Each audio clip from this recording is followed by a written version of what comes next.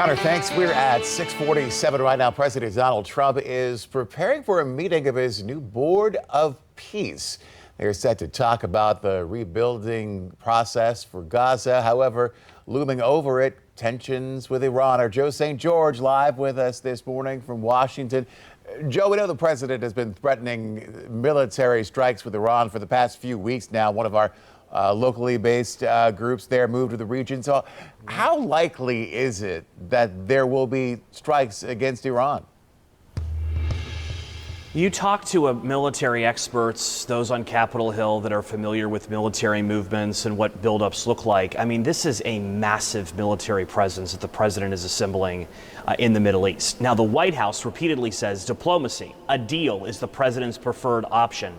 But the fact that the USS Ford, and remember, the USS Ford, and if anyone watching us right now as family members on the USS Ford, a big story in the Navy is this is a group of men and women who have been at sea for so many weeks and months. Remember, they were in the Caribbean with Venezuela. There is questions about fatigue, but the fact that the president said we need the USS Ford there, again, furthers this development of the possibility, the high possibility of some military strike in the near future. I think it's a bit of a paradox today. You're going to hear a lot of things about peace, this, peace, that, the Board of Peace first meeting, but that's focused on Gaza here in Washington today. The exact opposite of peace is the storyline that's really overshadowing a lot of this, and this is the potential for military conflict. There were some developments following the meeting between the U.S. and Iran earlier this week in Switzerland, but not enough to silence this drumbeat to some potential military intervention. Here's White House Press Secretary Caroline Leavitt on the latest at the podium yesterday.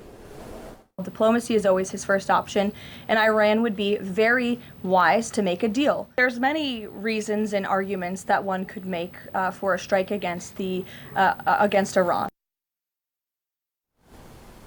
CBS News reporting that a strike could potentially happen this weekend. There's reasons to be skeptical of that, though, and that's because of what Secretary of State Marco Rubio is planning on doing. He's planning on visiting Israel next week to provide an update to Israeli Prime Minister Benjamin Netanyahu.